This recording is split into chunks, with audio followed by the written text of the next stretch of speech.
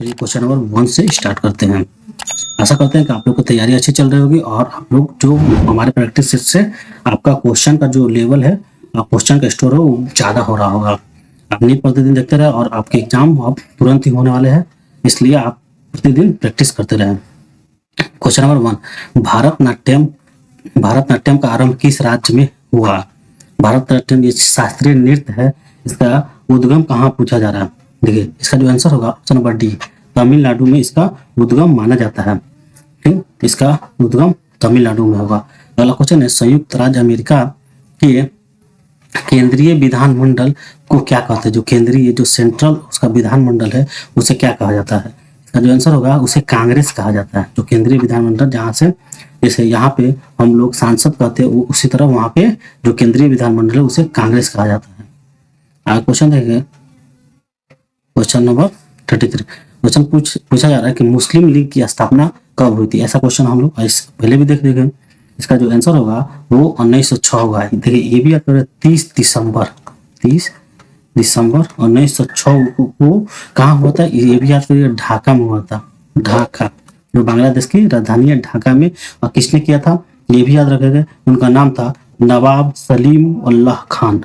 नवाब सलीम उल्लाह खान के आमंत्रण पर नवाब बाकारुल मुल्क की अध्यक्षता में संपन्न हुआ था। आगे क्वेश्चन देखेंगे, क्वेश्चन नंबर आगे ये रहा। क्वेश्चन नंबर अगला पूछा जा रहा है कि आर्य समाज के संस्थापक कौन थे? आर्य समाज के संस्थापक कौन थे? इसका जो आंसर होगा क्वेश्चन नंबर 34, आर्य समाज के संस्थापक स्वामी दयानंद सरस्वती थे। और देखिए आर्य समाज का स्थापना कब हुआ था? 1875 ईस्वी में हुआ था, जो मुंबई में हुआ था। कहाँ हुआ था? मुंबई में। मुंबई, ये भी आप लोग याद करेंगे, मुंबई में हुआ था। आगे क्वेश्चन हम लोग देखेंगे, क्वेश्चन नंबर 35 में पूछा जा रहा कि देखिए ये चंद्रकांता संतति के लेखक कौन है? चंद्रकांता संतति, देखिए इसका जो लेखक है देवकी नंद खत्री। ऑप्शन नंबर ए इसका सही होगा, देवकी नंद खत्री ठाकुर है। आगे का क्वेश्चन है, सिख गुरु तेग बहादुर को किसने मृत्यु दंड दी थी? मृत्यु दंड दिलवाया था। इसका जो आंसर होगा, देखिए औरंगजेब जो था वो सिख गुरु इस्लाम धर्म का बहुत प्रवर्तक था। उसने ही औरंगजेब ने ही 1675 ईस्वी में 1675 ईस्वी में, और ये जो थे गुरु तेग बहादुर, ये सिखों के कौवे गुरु थे? सिखों के ये 9वें गुरु थे, 9th गुरु थे। इनको ही मृत्यु दंड दिलाया था 1675 ईस्वी में औरंगजेब ने। इसको भी याद कर लीजिएगा। आगे क्वेश्चन देंगे, क्वेश्चन नंबर 37। ये रहा क्वेश्चन नंबर आपका 37। क्वेश्चन पूछ रहा है कि देखिएगा, क्वेश्चन है कि आग का आविष्कार किस काल में हुआ था? आग हम लोग अभी जलाते हैं तो इसका आविष्कार किस काल में हुआ था? इसका जो आंसर होगा, आग का आविष्कार पूरा पाषाण काल में हुआ था। पाषाण काल, पाषाण मतलब पत्थर का युग। पत्थर का युग को पूरा पत्थर का युग मतलब पूरा पाषाण काल में हुआ था। आगे क्वेश्चन देखेंगे, क्वेश्चन नंबर 38। पूछा जा रहा है, मिस्र में मृतकों के देवता को किस नाम से जाना जाता है? मतलब किस नाम से पुकारा जाता था? इसका जो आंसर है ओरिसिस के नाम से पुकारा जाता था। आगे क्वेश्चन है, क्वेश्चन नंबर 39, मीन कैम्प, ये बहुत ही चर्चित किताब है। मीन कैम्प के लेखक कौन है? इसका जो आंसर होगा, मीन कैम्प एडॉल्फ हिटलर द्वारा लिखा गया था। ऑप्शन नंबर ए इसका सही होगा। आगे क्वेश्चन है, क्वेश्चन पूछा जा रहा है कि ब्रिटिश भारत में पहला जो डाक टिकट कहाँ जारी किया गया था? देखिए ब्रिटिश भारत में जो पहला डाक टिकट जारी किया गया था वो कराची में जारी किया गया था। वो 1 जुलाई 1852 ईस्वी में शुरू किया गया था। कब होता? 1852 ईस्वी में। आगे क्वेश्चन देखेंगे, क्वेश्चन नंबर 41 पूछ रहा है कि भारत की स्वतंत्रता के समय, भारत का जब स्वतंत्रता हुआ था, स्वतंत्रता के समय इंग्लैंड के प्रधानमंत्री कौन थे? ये बहुत ही आसान क्वेश्चन है। देखिए भारत का जब स्वतंत्रता हुआ था उस समय द्वितीय विश्व युद्ध के समापन के साथ विंस्टन चर्चिल की जगह पे उदारवादी नेता कौन आए थे? Element Italy. जब द्वितीय विश्व युद्ध हुआ था तो उस समय चर्चिल थे, लेकिन भारत का जब आजादी हुआ उस समय इंग्लैंड के जो प्रधानमंत्री थे वो एलिमेंट इटली थे। अगला क्वेश्चन है क्वेश्चन नंबर अगला, भारतीय राष्ट्रीय कांग्रेस का प्रथम जो अधिवेशन कहाँ हुआ था? ये बहुत ही आसान क्वेश्चन है। देखिए इसका जो अधिवेशन बम्बई में हुआ था, ऑप्शन नंबर 20 का सही होगा। और बम्बई में जो हुआ था इसका अधिवेशन कब हुआ था? 1885 ईस्वी में हुआ था। 1885 में उमेश चंद्र थे उसके प्रथम अध्यक्ष थे। कौन थे? उमेश चंद्र बनर्जी। उमेश चंद्र बनर्जी, ये भी आप लोग याद कर लेंगे। क्वेश्चन है क्वेश्चन नंबर 43, ईंधन अनुसंधान संस्था कहाँ पे स्थित है? ईंधन अनुसंधान संस्था, इसका जो आंसर होगा धनबाद में। धनबाद में ही ईंधन अनुसंधान संस्था स्थापित है। अगला क्वेश्चन है down the memory lane. Down the memory lane किसकी आत्मकथा है? मतलब ऑटोबायोग्राफी है। किसकी बायोग्राफी है? Down the memory lane. इसका जो आंसर होगा मदर टेरेसा। मदर टेरेसा का ये आत्मकथा है। अगला क्वेश्चन है टी शब्द किस खेल से संबंधित है? जो टी शब्द है किस खेल से संबंधित है? इसका जो आंसर होगा गोल्फ। गोल्फ से संबंधित है। अगला क्वेश्चन है विश्व स्वास्थ्य दिवस कब मनाया जाता है? विश्व स्वास्थ्य दिवस जो है वो ऑप्शन सी होगा 7 अप्रैल को मनाया जाता है। वर्ल्ड हेल्थ डे जो मनाया जाता है वो 7 अप्रैल को मनाया जाता है। आगे वो WHO द्वारा उसका दिन निर्धारित किया गया था। अगला क्वेश्चन है रेगुर मिट्टी। तो रेगुर मिट्टी का रंग कैसा होता है? देखिए काला मिट्टी को ही हम लोग रेगुर मिट्टी के नाम से जानते हैं, इसीलिए इसका रंग कैसा होगा? काली मिट्टी, मतलब काला होगा। ये भी क्वेश्चन पूछा जाता है काली मिट्टी को और किस नाम से जाना जाता है? तो आप लोग बताएंगे कि रेगुर मिट्टी के नाम से भी जाना जाता है। क्वेश्चन है क्वेश्चन नंबर 46, कह रहा है कि स्पेक्ट्रम प्राप्त करने के लिए किसका उपयोग होता है? स्पेक्ट्रम जो 7 रंग का जो निकलता है स्पेक्ट्रम, उसे प्राप्त करने के लिए देखिए इस तरह का त्रिभुज रहता है। प्रकाश की किरण यहाँ डालेंगे तो ये 7 रंगों में विभक्त हो जाएगा, इसे ही स्पेक्ट्रम कहा जाता है। तो ये जो ट्रायंगल नुमा जो होता है वो किसका उपयोग किया जाता है? इसका जो आंसर होगा वो प्रिज्म, इसे ही प्रिज्म कहा जाता है। ऑप्शन नंबर डी इसका सही आंसर। क्वेश्चन नंबर अगला है क्वेश्चन है कोशिका का आयतन बढ़ जाता है यदि बाह्य विलयन हो। बाह्य विलयन कैसा हो? जो आंसर होगा हाइपोटोनिक हो। कैसा हो? हाइपोटेनिक विलयन हो। क्वेश्चन नंबर 50 देखेंगे। 50 पूछा रहा कि प्रोकैरियोटिक जीनोम में होता है। कैसा होता है प्रोकैरियोटिक जीनोम में? देखिए इसमें क्या होता है हिस्टोन के बिना DNA होता है। ऑप्शन नंबर ए इसका सही आंसर होगा। हिस्टोन का बने हिस्टोन के बिना DNA होता है। आगे क्वेश्चन देखिए क्वेश्चन नंबर 51, ये रहा क्वेश्चन नंबर 51।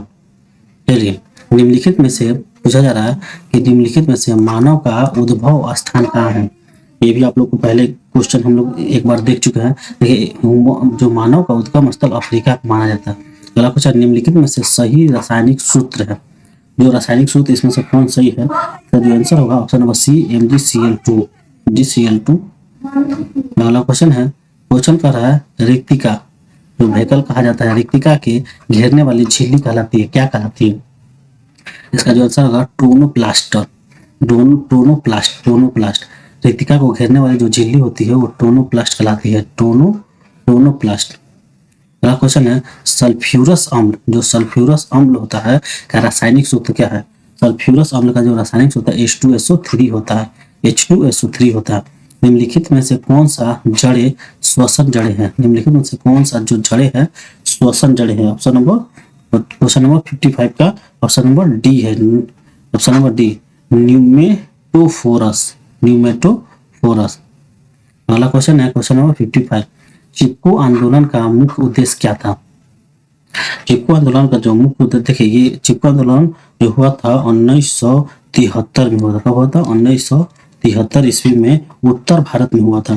जो चिपको आंदोलन के मेन जो थे वो सुंदरलाल बहुगुणा थे और ये जो हुआ था वृक्ष के बचाने के लिए हुआ था। वृक्ष में ये चिपक जाते थे और लोगों जो काटने आते थे उसको काटने नहीं देते, इसीलिए चिपको आंदोलन हुआ। अगला क्वेश्चन है क्वेश्चन नंबर 57 कह रहा है कि इनमें से कौन सा अधिक सक्रिय धातु है? सबसे सक्रिय है, मतलब इसमें सक्रिय धातु कौन है? तो क्वेश्चन नंबर जो 57 होगा इसका जो आंसर होगा ऑप्शन नंबर डी। जो ऑप्शन नंबर डी सबसे सक्रिय मतलब क्रियाशील धातु जो होगा रूबिडियम है। RD मतलब रूबिडियम। रूबिडियम। ठीक, अगला क्वेश्चन है, क्वेश्चन नंबर 50 है, निम्नलिखित पेय फसलों में से भारत दुनिया में अग्रणी उत्पादक और निर्यातक है। कौन सा पेय फसल है सबसे ज्यादा वो क्या करता है, अग्रणी उत्पादक भी है और निर्यातक भी, सबसे ज्यादा बेचता भी है। जो आंसर होगा चाय। चाय में भारत उत्पादक भी है और निर्यातक भी है। अगला क्वेश्चन है, क्वेश्चन नंबर 59, भारत की वित्तीय राजधानी कहाँ है। देखिए, जो भारत की वित्तीय राजधानी वो मुंबई में है, मुंबई में ही सारा वित्तीय राजधानी भारत में। अगला क्वेश्चन, भारत में सबसे बड़ी जनजाति कौन है। इसका जो आंसर होगा वो भील। भारत की सबसे बड़ी जनजाति भील है। वो ये जो डाटा है 2011 के जनगणना के अनुसार।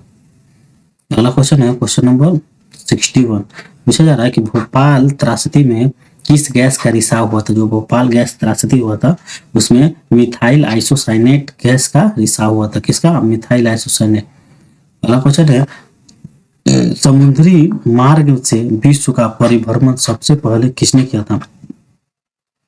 समुद्री मार्ग से, देखिए इसका जो आंसर होगा option number B, Magellan. Magellan ने ही पूरे विश्व का भ्रमण किया था, वो समुद्री मार्ग से। अगला क्वेश्चन है, भारत में वन जीव संरक्षण अधिनियम कब से लागू हुआ। भारत में वन जीव संरक्षण अधिनियम जो है वो 1972 से लागू हुआ था। कब हुआ था, 1972 से।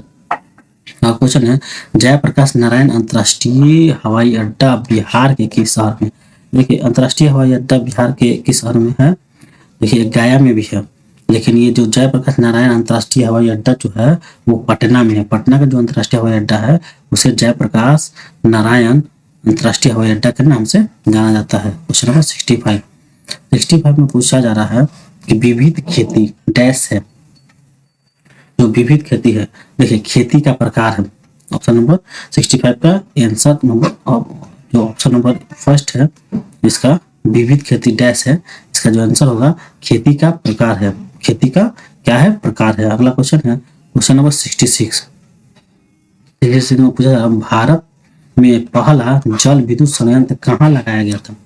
देखिए, भारत में पहला जो जल विद्युत संयंत्र था वो दार्जिलिंग में लगाया गया था। कहाँ लगाया था, दार्जिलिंग में।